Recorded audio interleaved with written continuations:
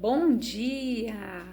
Estou aqui então para o nosso devocional de hoje. Hoje nós vamos ler Lucas capítulo 5, que diz ali, né? Jesus chama os seus primeiros discípulos. Então, Lucas 5, versículo 1 diz assim: Certo dia Jesus estava na praia do lago da Galileia e a multidão se apertava em volta dele para ouvir a mensagem de Deus. Ele viu 2 barcos no lago perto da praia. Os pescadores tinham saído deles e estavam lavando as redes. Jesus entrou num dos barcos, o de Simão, e pediu que ele o afastasse um pouco da praia. Então, sentou-se e começou a ensinar a multidão. Quando acabou de falar, Jesus disse a Simão: Leve o barco para um lugar onde o lago é bem fundo, e então você e seus companheiros joguem as redes para pescar. Simão respondeu: Mestre, nós trabalhamos a noite toda e não pescamos nada. Mas já que o Senhor está mandando jogar as redes, eu vou obedecer. Quando eles jogaram as redes na água, pescaram tanto peixe que as redes estavam se rebentando. Então fizeram um sinal para os companheiros que estavam no outro barco a fim de que viessem ajudá-los. Eles foram e encheram os 2 barcos com tanto peixe que os barcos quase afundaram. Quando Simão Pedro viu o que havia acontecido, ajoelhou-se diante de Jesus e disse: Senhor, afasta-se de mim, pois eu sou um pecador. Simão e os outros que estavam com ele ficaram admirados com a quantidade de peixes que haviam apanhado. Tiago e João, filhos de Zebedeu, que eram companheiros de Simão, também ficaram muito admirados. Então Jesus disse a Simão: Não tenha medo. De agora em diante você vai pescar gente, ou será pescadores de homens, né? Dependendo da sua tradução. Eles arrastaram os barcos para a praia, deixaram tudo e seguiram Jesus. Então, olha o que a palavra diz aqui. Jesus, ele estava ali, né, pregando para uma multidão, mas para que ele pudesse ensinar, ele precisava se afastar um pouco. Naquela época não tinha microfone, não tinha um alto-falante para a pessoa falar. Então, o eco, conforme a umidade do ar, né, tudo isso influenciava. Então era necessário que Jesus se afastasse um pouquinho da margem, por isso ele entrou no barco de Simão, né, de Pedro, pediu para que ele o afastasse um pouco, para que a multidão pudesse avistá-lo e assim ouvir a sua palavra sem que o som da sua voz ficasse abafado ali no meio, para que o som se propagasse, para que todas as pessoas pudessem ouvi-lo. Depois que Jesus deu todo aquele ensinamento, Pedro ouvindo, lavando as redes, porque havia pescado a noite inteira e não tinha pescado nada, quando Jesus disse: agora vocês vão lá no lago, numa parte funda, e vão jogar a rede. Ele disse: Senhor, nós pescamos a noite inteira, mas já que o Senhor está mandando, eu vou obedecer. Gente, eles pescaram tanto na vida, tanto. Foi a maior pescaria da vida deles.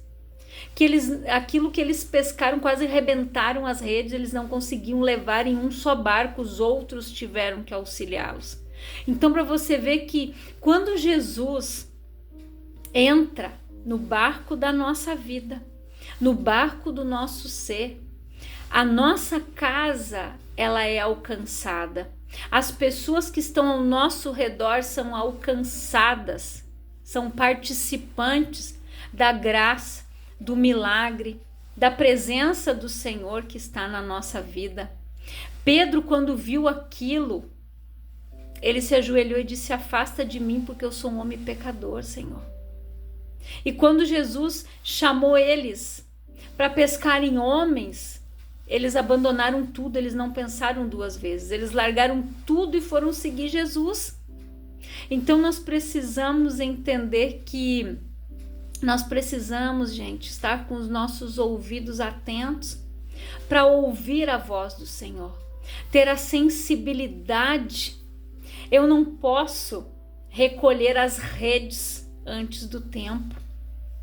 Quantas pessoas estão recolhendo a rede, deixando de pescar? Sabe aquele louvor que diz, né? Quem mandou largar a rede? Quem mandou você parar? Olhe para o alto, né? Vara para o mar alto e comece a pescar. Então, é necessário. Os peixes, eles não estão ali no lugar raso. Os peixes, eles estão nos lugares mais profundos.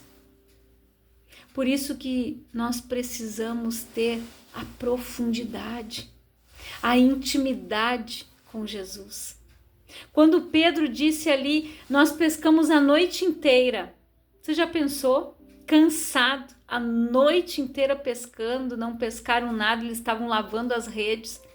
E Jesus disse, vão lá no lugar mais fundo do lago e vocês vão pescar. Você já pensou se Pedro tivesse dito assim, não, eu não vou.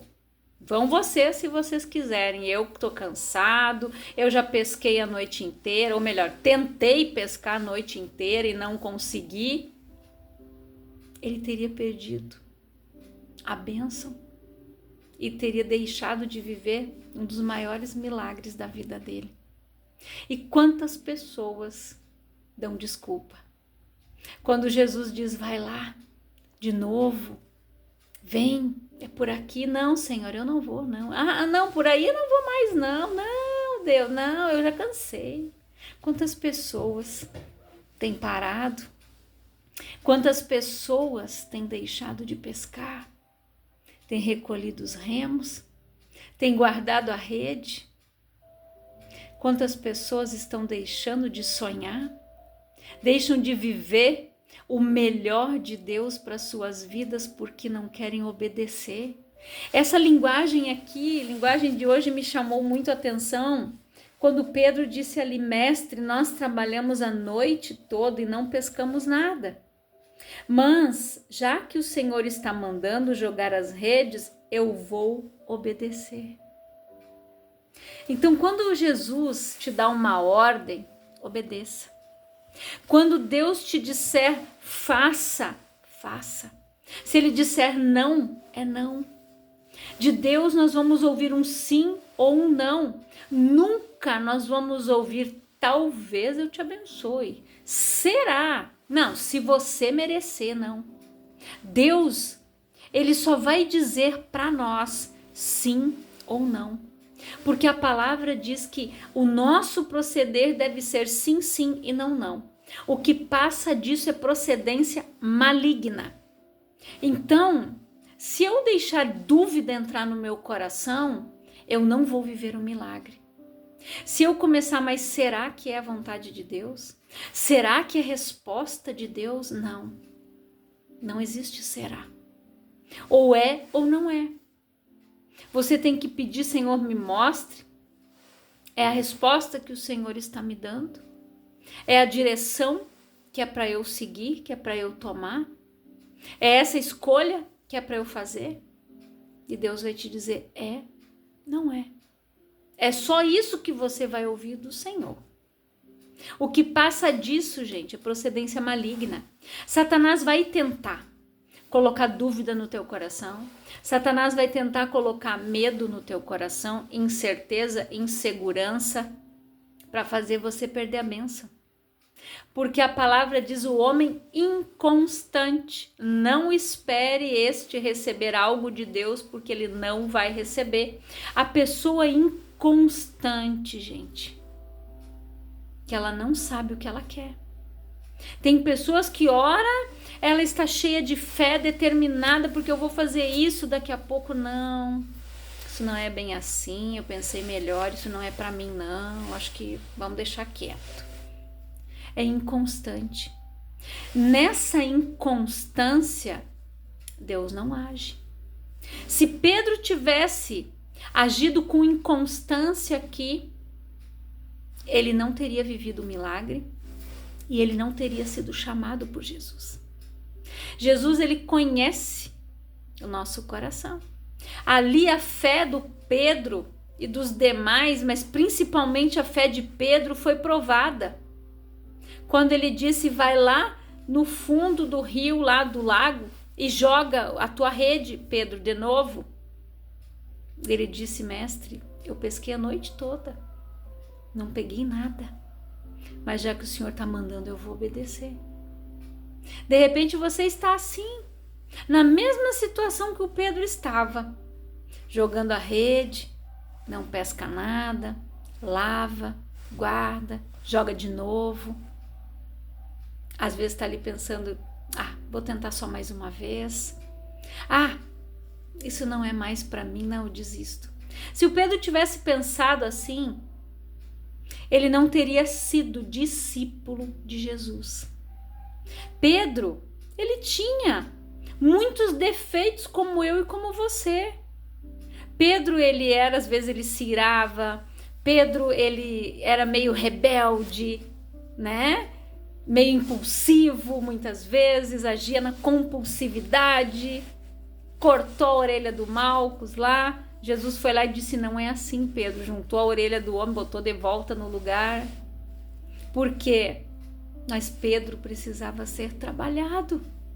Tanto que por mais que ele negou Jesus, a base da igreja, ali depois, né, para pregar, foi ele. Numa pregação desse homem, mais de 5.000 pessoas se converteram. Você sabe o que é isso? Em uma única pregação. Isso sem contar as crianças ali, as mulheres, homens. Então, para você ver como Deus faz, gente. Quando nós obedecemos, quando nós temos um coração voluntário, quando nós estamos dispostos a jogar a rede, não deu certo aqui, eu vou jogar lá. E eu estava vendo, né, sobre grandes inventores. Aquele que descobriu a luz, gente. Quantos fracassos aquele homem teve. Você já parou para pensar em todas as pessoas que inventaram o telefone, a lâmpada, que inventaram as coisas? Quantos fracassos eles tiveram até dar certo? Você já pensou se eles tivessem desistido na primeira?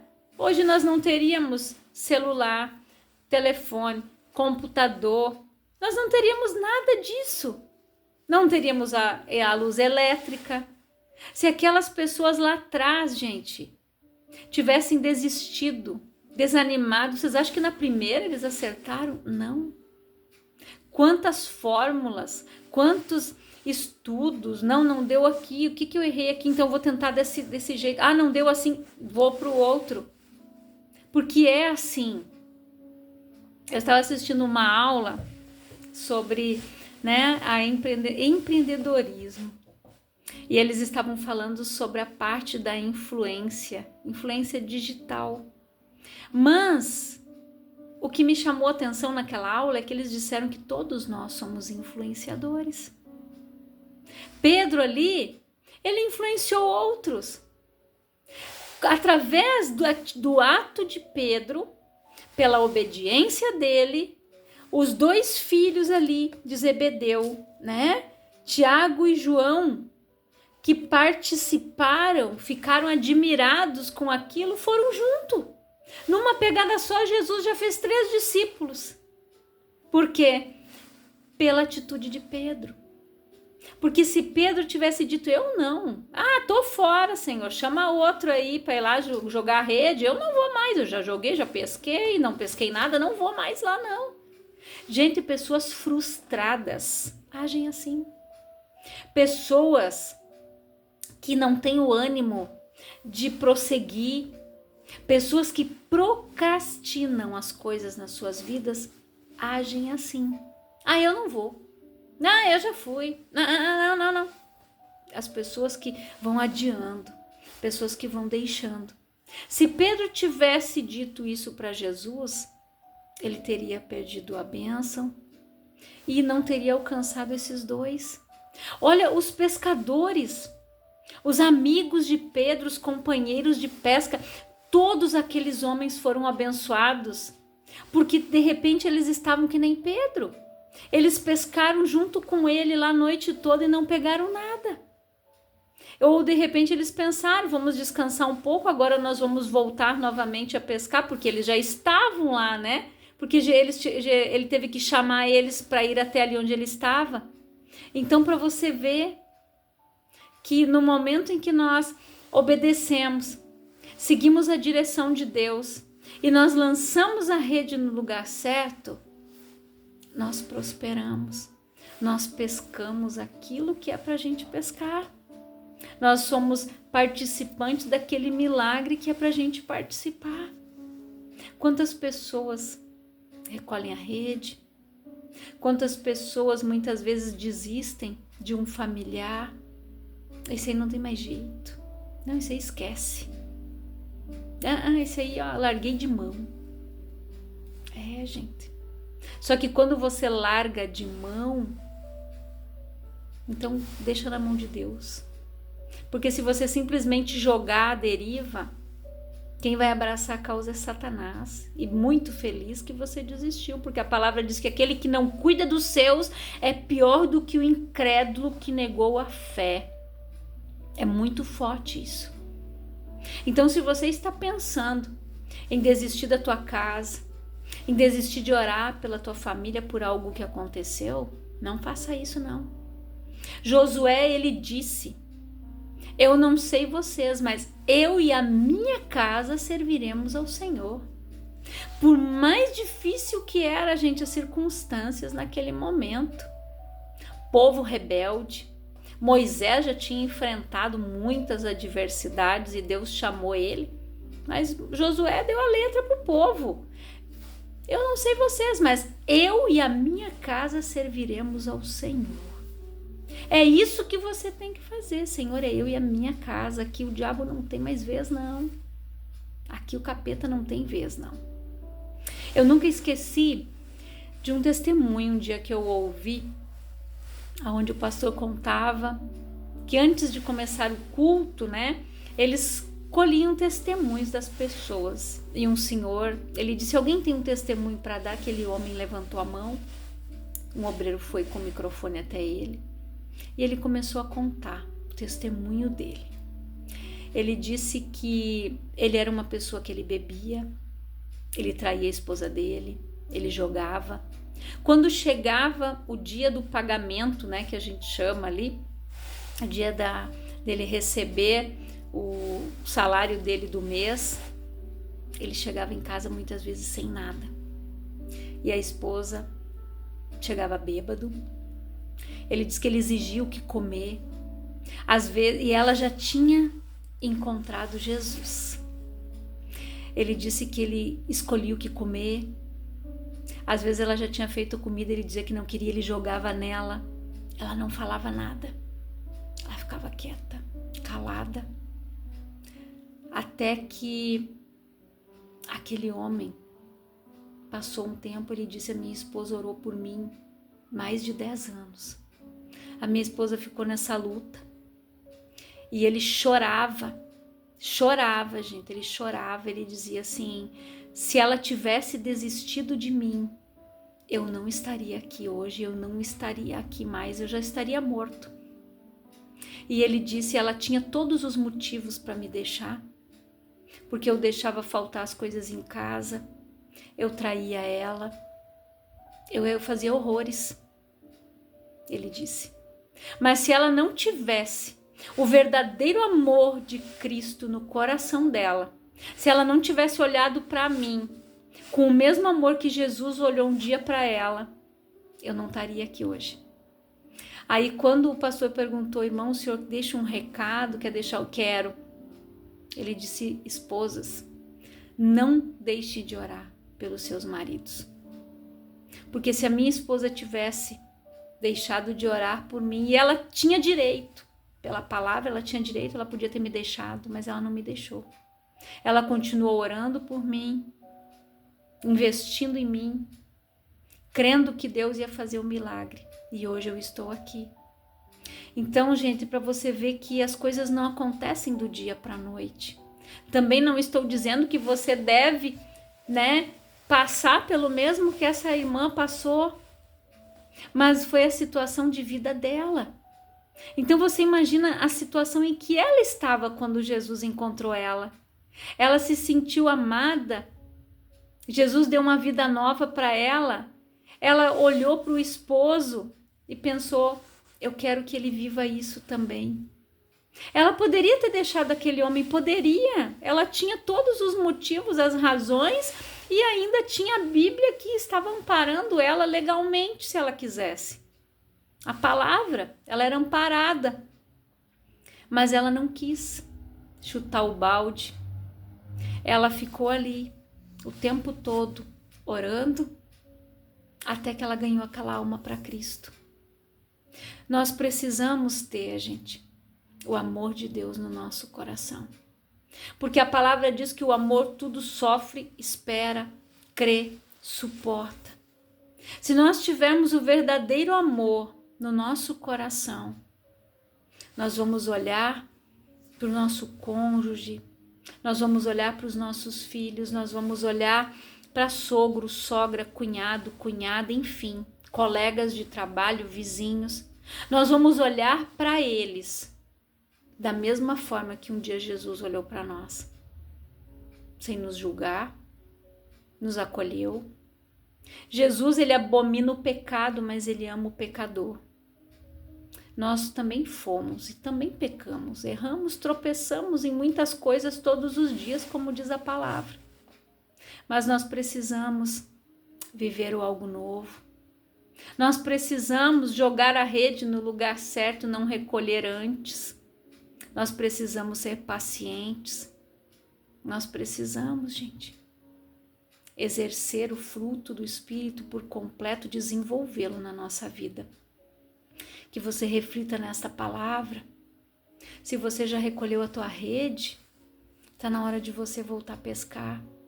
Se você andava no caminho e você parou, por quê? Corris bem, o que te impediu de correr? Volte para o caminho enquanto é tempo. Se reconcilie com Deus. Procure uma igreja mais perto da tua casa. Não é a placa da igreja que vai te salvar, mas é Jesus. Não olhe para o homem. Não olhe, não culpe, não julgue. Ame. Olhe para cada ser humano com o olhar de Deus. Se você for olhar para o pastor, para a pastora, missionário, ministro, enfim, diácono, você não vai ficar em lugar nenhum. As pessoas têm defeitos, elas não são perfeitas. É por isso que a palavra diz, olhando para Jesus, que é o autor e consumador da nossa fé. Olha para Jesus, meu irmão, minha irmã. Não olha para as falhas do homem, não. Por isso que a palavra diz, não olha para a direita nem para a esquerda, porque se você olhar, você sai do caminho, você para de correr a carreira que te foi proposta. Paulo disse, combati o bom combate, percorri a carreira e guardei a fé. Que você possa fazer isso. Combater o bom combate de Cristo, percorrer a carreira que te foi proposta e ainda guardar a tua fé. Guardar a fé, gente. Que você reflita nessa palavra, que o Espírito Santo fale mais ao teu coração. Eu quero orar com você, Pai, em nome de Jesus. Eu oro por todas estas pessoas que têm ouvido esta palavra, este devocional. Que o Senhor fale mais e mais ao coração de cada um. Que esta palavra seja alimento para a alma, para o espírito desta pessoa, Pai. Que ela volte para o caminho, que ela volte a pescar, que ela volte a sonhar. E que o Senhor possa realizar os sonhos desta pessoa mediante o teu querer e a tua vontade, porque o Senhor tem planos e sonhos que não serão frustrados para nós, Pai. Que a tua graça alcance cada vida. E nós continuamos, Senhor, orando pelo nosso estado, orando pelo Rio Grande do Sul, orando, Pai, pelo estado lá em Goiás, aonde aquelas queimadas se acenderam. Que o Senhor mande chuva para aquele lugar, Pai. Que o Senhor apague aquele fogo daquele lugar, meu Deus. Tenha misericórdia daquelas pessoas, daqueles animaizinhos. Que o Senhor tenha misericórdia daquelas vidas, Senhor. Assim como o Senhor tem tido compaixão e misericórdia de nós aqui. Dos irmãos, das pessoas que estão passando por terremotos, por furacões, por tornados, Pai. Estão sofrendo com as consequências, Pai, da natureza. Devido à poluição, devido a tanta ganância do ser humano, a falta de cuidado com aquilo que o Senhor nos deu. Mas que o Senhor, na tua infinita misericórdia, Pai, possa estar sempre cuidando de nós, que a tua mão de poder esteja estendida sobre nós e que os teus anjos estejam acampados ao nosso redor, nos guardando e nos livrando, Pai, aonde nós estivermos, em nome de Jesus. Que Deus abençoe a tua vida grandiosamente.